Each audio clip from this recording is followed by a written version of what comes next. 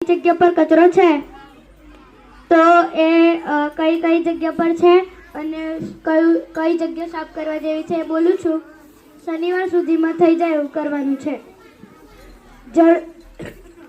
જળ ગ્રુપ મંદિરની બાજુવાળું જે બધી મંદિરની બાજુમાં જળ ગ્રુપે કુંડા મૂકેલા છે અને બાજુમાં માટી જામેલી છે એ સાફ કરવાનું છે.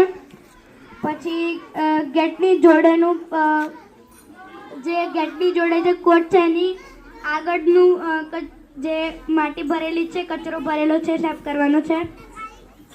પછી જળ ગ્રુપ ખેલવાટિકામાં બાજુમાં છોડ રોપવાના છે અને ખેલવાટિકામાંથી પથરા વીણી લેવાના છે. જળ ગ્રુપ બેન્ચીસ મૂકેલી છે એ ફૂલ છોડ અને નાના મેદાનમાં જે ઘોડો મૂકેલો છે ચપ્પલો એ હટાવવો, લોન કપાવવી અને જે બેન્ચીસ ઉપર છોડ મૂકેલા છે એ હટાવવા. પછી જળ ગ્રુપ બાસ્કેટબોલ વાયુ ગ્રુપ બેન્ચીસ લાઈનમાં ગોઠવવી. આ જે મેદાનમાં બેન્ચીસ લાઈનમાં ગોઠવવાની. વાયુ ગ્રુપ હાથ ઊંચો કરે.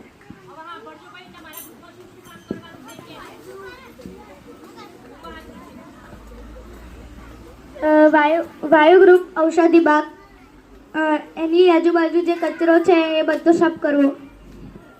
વાયુ ગ્રુપ અહીંયા બધા જે પાણી પીવે છે પાણી નહીં પીવાનું અને અહીંયા જે અહીંયા મૂકેલું છે એ હટાઈ અને વ્યવસ્થિત જગ્યા પર મૂકવું.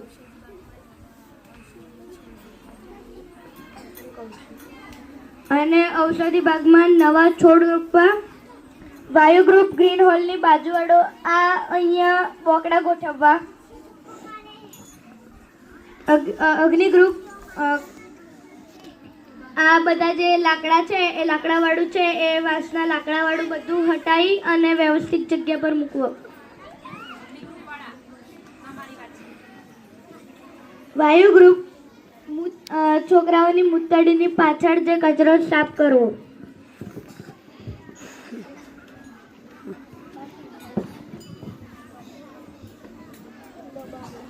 મધ્યાહન ભોજનની બાજુવાળું જે છે એ બધું સાફ કરવું અને ભૂલભુલામણીની બાજુવાળું પણ સાફ કરવું. અને મેક્સ પાર્ક એમાં અઠવાડિયે એક વખત ઊભા પોતાથી પોતું કરવું અને કોઈએ સળિયાવાળા જુડાથી મેક્સ પાર્ક વારવો નહીં, બધાએ ખજૂરીના જુડાથી વારવાનું છે. વાયુ ગ્રુપ સંગીતનો રૂમ ગોઠવવો. મેક્સ પાર્કમાં બધા જે ખાવા પે છે ને એ કરે છે, રમવા જવું હોય તો જઈ શકાય પણ બધા કારણ વગર અંદર બેસવા જાય છે ને એમ કરે છે એ કોઈએ અંદર એ કરવું નહીં. વાયુ ગ્રુપ ફળવાટિકામાં જે બધું છે ટાયર પડેલા છે બહારના મોટા મેદાનમાં મૂકવા. વાયુ ગ્રુપ ફળવાટિકાની બાજુવાળું જે છે એ બધું સાફ કરવું. વાયુ ગ્રુપ મધ્યાહન ભોજનની આજુબાજુ જે કચરો છે એ બધો સાફ કરવો. વાયુ ગ્રુપ ફળવાટિકાની જમીન પોચી કરવી. બધા ઝાડ અત્યારે સુકાઈ ગયા છે. અગ્નિ ગ્રુપ જે ભાષા ભવનની આગળ જે મેદાન છે એમાં મેદાન બનાવવા, કબડ્ડીના, ખોખોના એ બધા મેદાન બનાવવા. પછી છે અગ્નિ ગ્રુપ દોડવાનો જે ટ્રેક છે એ બધાએ કમ્પ્લીટ સાફ કરી અને દોડવાનો ટ્રેક બનાવવો. અગ્નિ ગ્રુપ જે છે એ કચરો જે એમની બિલ્ડિંગની બાજુમાં નાખે છે એ દરેક ગ્રુપમાં એક જણ લઈ અને એ દર વખતે સાફ કરવો. અઠવાડિયે એક વખત કરી દેવો. વાયુ ગ્રુપ ઉર્જા વાટિકાની પેલી બાજુનું જે છે બોકડાની પાછળ એ સબ કરવું. અને જળ ગ્રુપ અધ્યયન અડ્ડા પર જે રેતી નાખવી અને એની ઉપર રોજ એક વખત પોતું કરવું.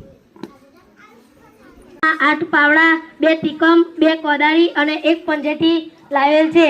તો દરેક ગ્રુપને 2 પાવડા, 2 ગ્રુપ વચ્ચે 1 તીકમ, 2 ગ્રુપ વચ્ચે 1 કોદાળી અને પંજેટી છે એ જે ગ્રુપને ભાષા ભવન છે તો એની બાજુમાં જે મોટો કચરાનો ઢગલો છે તો એ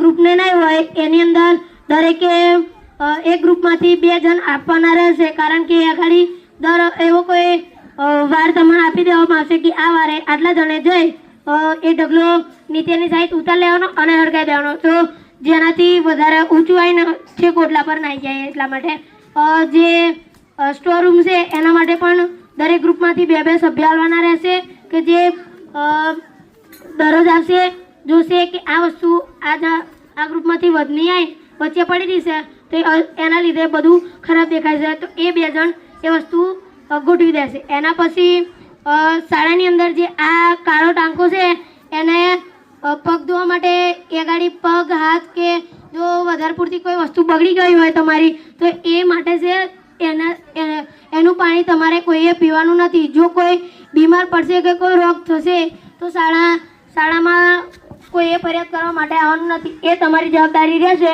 તો તમારા માટે એકોટાનું પાણી છે અને સીડીને છે આરોનું પાણી પીવા માટે વ્યવસ્થા કરેલી છે. તો કોઈએ અહીંથી પાણી પીવું નહીં.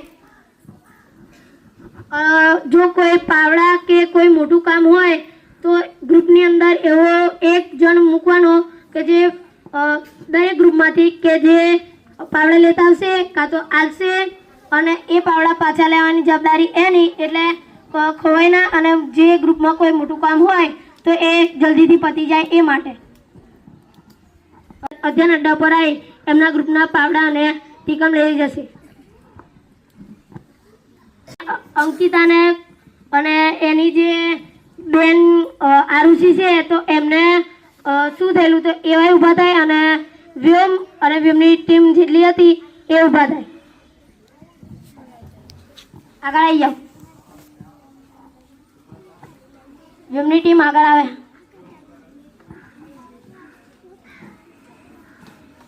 આગળ આવો. દક્ષ તમારા લીડર કઈ છે?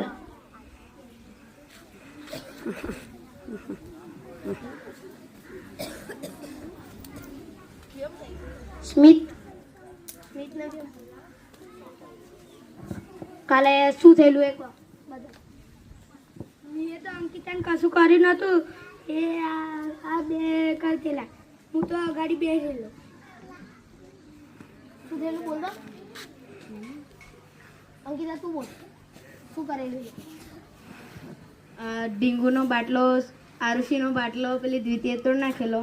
તો મેં આરુષિ એની જોડે પૈસા માંગવા ગયેલી કે મારા પૈસા હાલે.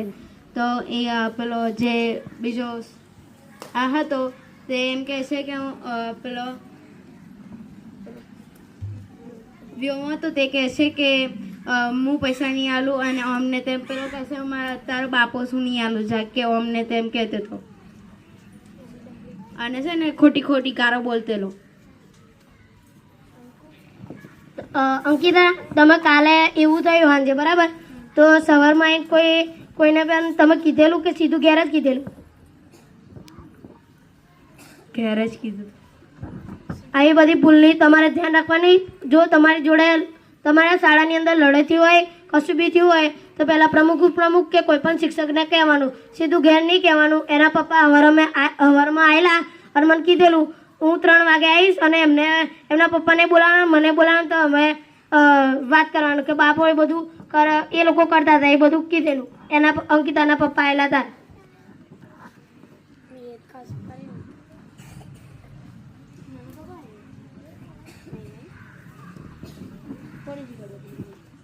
આ બધું બોલતા તને કોને શીખવાડ્યું? જો કોઈક દિવસ ગામના વ્યક્તિ કોઈ પણ આવીને કહે છે કે આ શાળાવાળાએ આ બધું શીખવાડ્યું, તમારા બાળકને બધાએ આ બધું બોલેલા, એ બાળકો એમ જ કહે ને તો એ બધું કોને શીખવાડ્યું તને?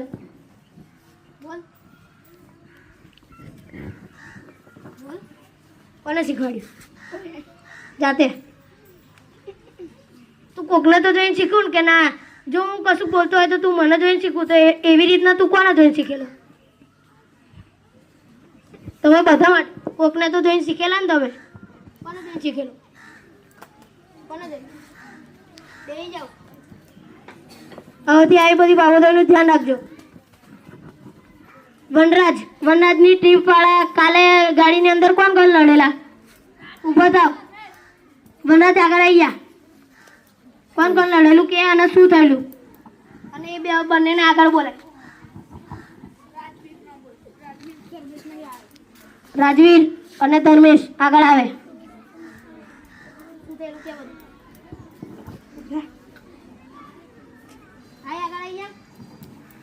રીતેશ આવા બે જણા લડેલા ને તે ઓન માથું વાગેલું ને દવા કરવા લઈ ગયેલા એના પપ્પા. હા બે લડે. આવા બે નતા લડ્યા, ધર્મેશ ને બે આવા લડે અને આખી દબાઈ કાઢેલું અને કોને દરવાજો વાગેલો. કેમ લડેલા? મેં એને કશું કીધું નહોતું અને એવું ડાયરેક્ટ મને ખીજાવતું. એવો આજે કેમ નહીં? ખબર નહીં. જોડે લડશો, જોડે રમશો તો એ નહીં ખબર કે એવો આવ્યો છે એમ નહીં. એનો વખત તો એટલે જ ના આવ્યો. હવેથી જોજો આવું થાય ના. જો તમારા બેના કારણે પેલી દબાઈ ગયેલી અને વાગ્યું અને એના પપ્પાને દવા કરાવવાનું થઈ તો તમારી લડાઈમાં ત્રીજા વ્યક્તિને બગડે એવું ના થવું જોઈએ. અને તમે લડ્યા તો કોકને તો કહેવું હતું ને. સ્કૂલમાં આવીને તમે આજે કોઈને કીધું જો તારો હક નહોતો તો તારે મને કોઈ સાહેબને તો કહેવું હતું ને કે સાહેબ આવું આવું થયેલું એટલે આવો આવ્યો ને એને અમારી લીધે આટલા જણને નુકસાન થયેલું. બરાબર? આનો કોઈ એવું નહોતું પેલા અમને નુકસાન થયું હતું એને મને કીધેલું ને. તો એવી રીતના તમે કોઈને કીધેલું? એમ ટીમ જાય. કોઈના ઘેર જો કોદાળીના હાથા નથી તો જો પડ્યા હોય તો લેતા આવજો તો આપણે લગાવી દઈશું. આવું બતાવી દે લીલ કરીને આ માપનો છે. જો કોઈના ઘેર હોય તો લેતા આવજો તો લગાવી દઈશું. વાંસનો અથવા લીલ કરીને હોય તો એ ચાલશે. હોય તો લેતા આવજો. પૃથ્વી ગ્રુપ વાળા બાળકો માટે સૂચના છે. તેઓ ધ્યાનથી સાંભળશે. આજુબાજુમાં કોઈ અવાજ કરતો હોય તો તેમને કહી દો કે હવે 5 મિનિટ ચૂપ રહે. અમારા માટે સૂચના છે. ઈશારાથી કહેવાનું છે કે તું ચૂપ થઈ જા. અમારા માટે સૂચના છે. પૃથ્વી ગ્રુપમાંથી કોઈ એક તમારો એવો મોટો માણસ કે જે ધોરણ 7 કે 8માં ભણતો હોય અને એનું બધા માણે એવું હોય તો મેક્સ પાર્કની જ્યાં સ્ટાર્ટ લાઈન છે ત્યાં તમારે એને ઊભો રાખવાનો. અને ભીડ થાય છે એના કારણે વેચવાવાળાને તકલીફ પડે ને બધાને તકલીફ પડે છે તો એ કારણે તમારે ઊભો રાખવાનો. અને અરે એવું કહી દેવાનું કે હવે ગાડી જેટલા હોય એટલે ધક્કો મારી પાછળ ઓટલે અને પછી આ બધું મેદાનમાં. અને જો કોઈએ નાસ્તો લેવો હોય કે ડીશ ધોવી હોય તો મેક્સ પાર્કમાં તમારે અંદર જવાનું જ નથી. અહીંથી ગ્રીન હોલ ગોળ ફરી ડીશ ધોવા માટે જવાનું છે. કાં તો તમારે કોઈએ નાસ્તો લેવાનો હોય તો અહીં રહીને જ જવાનું. કારણ કે તમે અહીં રહીને આવશો તો ત્યાં આગળ તમારા લીધે વધારે ભીડ થશે. આ રીતનું પૃથ્વી ગ્રુપના MDM ટીમ માટે આ સૂચના છે. મેક્સ પાર્કની અંદર કોઈએ જવાનું જ નથી. એટલે જે ગોળાકાર શંકુ અને તે બધા આકાર છે તો એની ઉપર કોઈએ બેસવાનું નથી. અને બપોરે જમવાની ડિશિસ પડે કે સાંજે છૂટવાનો બેલ પડે તોય કોઈએ મેક્સ પાર્કની અંદર આવું જ નહીં. રમવા માટે તમે થઈ શકો છો. ગંદા પગ લઈને નહીં લે.